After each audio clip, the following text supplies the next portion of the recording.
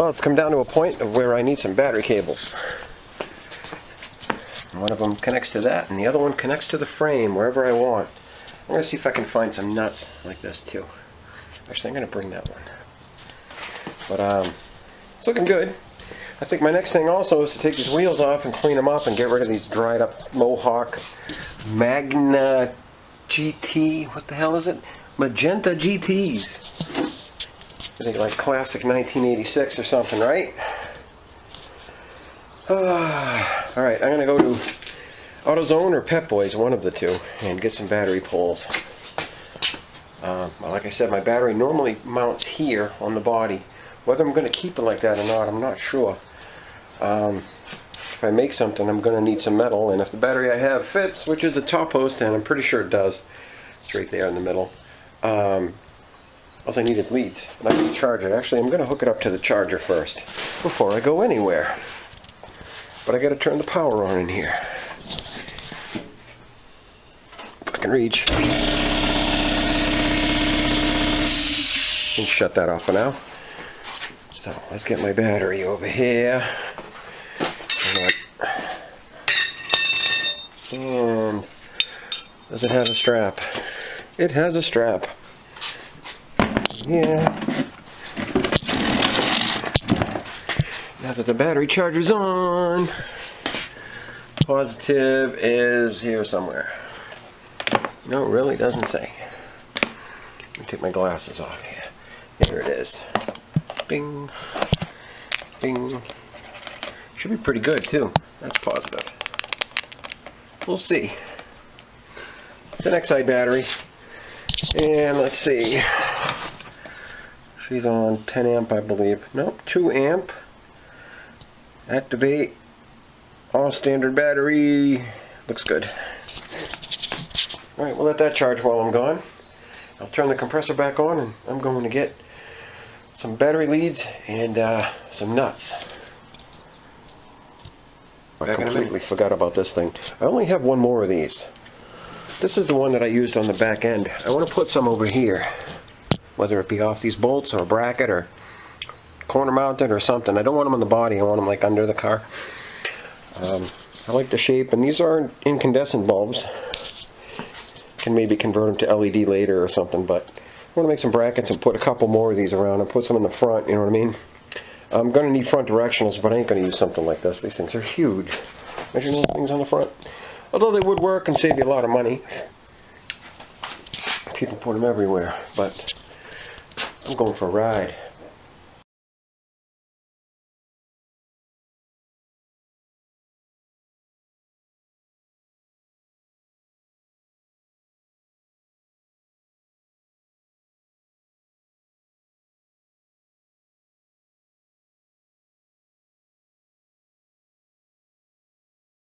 There's my matching marker light in yellow or amber or whatever you want to call it.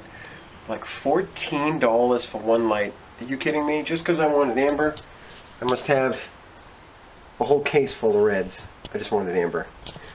I got my battery cable, and I believe the shortest one they had, like this one was, this one's 19 inches. This one was like 40, what the hell was it? I'd have to look at the package. It was like 36 or 38, just a weird length. So I got it on the battery post. I got this one goes to the positive side of the first solenoid, and this one activates it off the other side. This is the battery for the lead for the main power up to the front, and this is the one of the battery, the new one. Now I know that my axle's right here. My exhaust doesn't start till about here, so I don't want to get too close to it. I've got to be a good 4, 5, 6 inches away. So what I want to do is tuck this thing up in a way. I might go around the back and do the same thing and then run it up this way. Whatever's left is whatever's left. In the body it'll probably be like this. I might take a few inches that way, but it seems to be a good length. Although I put it on before I should have. So I'm going to move that around. And I have black wire ties like you don't want to know. I got more than I can count from my dad. I'm actually going to cut these off and make them all one nice pretty loom that goes all the way to the front. And then I have to find a ground. I have to make a ground somewhere. Maybe the main tube. Can't do it there. Maybe here. Maybe back here. I can always drill something. My negative cable is 19 inches, so I have plenty of room with that. And that was like the shortest one they made. I think the shortest one was like 16, but what's 3 inches, right? So yeah, I'm going to strap the sucker down and see if we can get something to turn over maybe with a battery. Everything's back. This battery isn't the right one, but it will bolt in the same way, except it's too big. I got the wires ran, got a heavy wire ties all the way. I had to pull my starter off. The day I got this thing, I was like, gee, it's kind of hard to turn.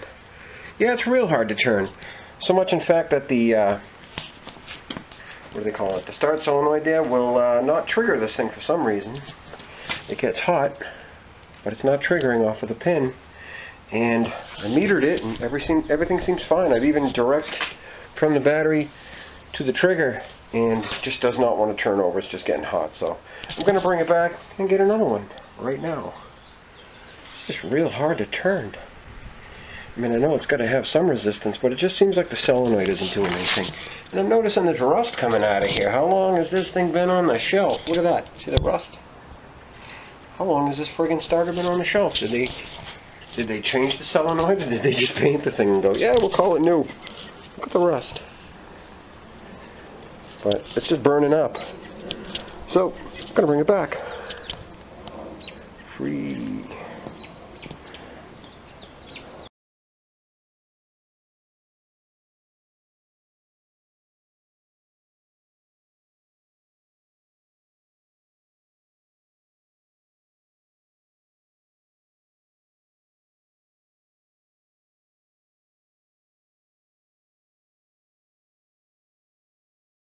I'm at AutoZone. They gave me a brand new one. Now this isn't a Bosch. This is like an aftermarket. Never seen a starter solenoid like that. It's just so different. But it looks identical. Stamped cover, case. Doesn't say Bosch on it anywhere. But hey, if it works better than that last one looked like it was dropped. I noticed that there was a big gap up here and nothing here, and the starter solenoid was kind of like tweaked. So I hope this one spins. I'm going to try it before I even put it on, because that was a waste of time. Headed back to the house to plug this puppy in. Okay, we're all ready for this. Primary power, starter lead, new starter. Let me set you up right here. The idea is to trigger, let me get this thing straight. Come on, bugger. Trigger the first solenoid, which triggers the second solenoid on the starter. Kicks the Bendix and spins the puppy over. 3, 2, 1. Contact. I don't want to run it too much with no flywheel there or anything there, come to think of it. This concludes the primary triggering for the starter. Everything else is bells and whistles, like lights, directionals, fuses, fuse blocks, junction blocks. So I do got to do some body mounts here still. But I'm going to let this battery charge. It'll be a good tester when I get the engine back together, of which it's sitting over here in 100 pieces. I know. I got something working. This transmission in general, I don't think has pushed anything, and probably, I think Rich said it sat around his farm for quite a while, so I'd like to get cracking on these too. I got plenty of axles. There's actually like 3 or 4 under here, if you can see them. And I know there's another one here somewhere right there. And they just need a cleanup. Some of them need the CV boots because they're like crushed.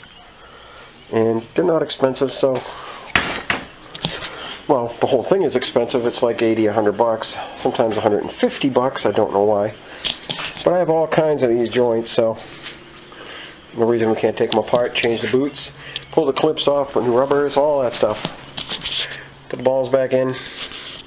And I don't know what we'll do with this. Probably powder coat it, probably bed liner it. Then put the axle boots in the end zone. I only need 2, and I got like 6. Got at least 6 under here. There's 1, 2, there's 3 here. That's right, I gave some away. I kept the good ones, pretty much. Got nice ends. I only need 4. I even got another stub axle here. But I only need 2 with 4 good ends. This one actually looks pretty good. Yeah, the boot's torn. The boots are always torn on these things. So I'll take this one. That one's complete up there, but it needs a boot, so I have 2 right here. I've got my 2 right here. New boots. Clean up, degrease them, repack them.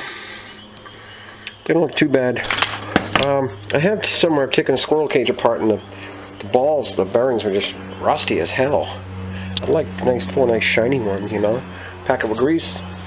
And they make these boots in different colors too, not that I care. Black would be good for me. Clean is good. Working is good.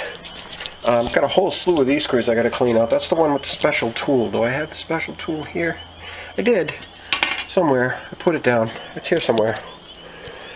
It's like a 20-point Torx. It's really weird, but I'm thinking tomorrow I'm going to start cleaning these up. I got a couple in the parts cleaner too, come to think of it. And I need 2 axles. So we'll work on that tomorrow. You have a good night, and thanks for watching.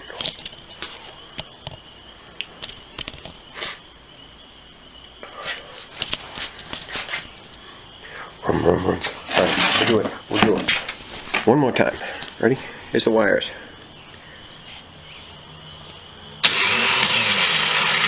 Woohoo!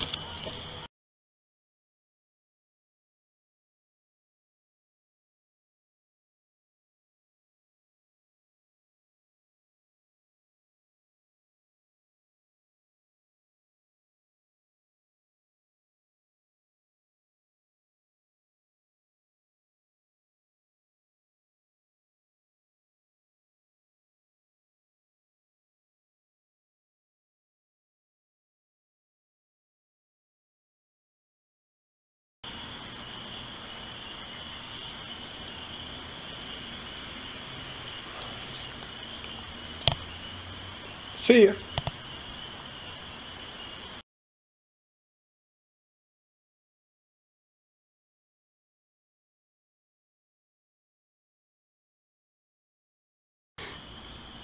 You know, I was bitching about the price of these things. This one's like $14. Now I know why. It's LED. It has 1, 2, 3, 4, 5 LEDs in it right there.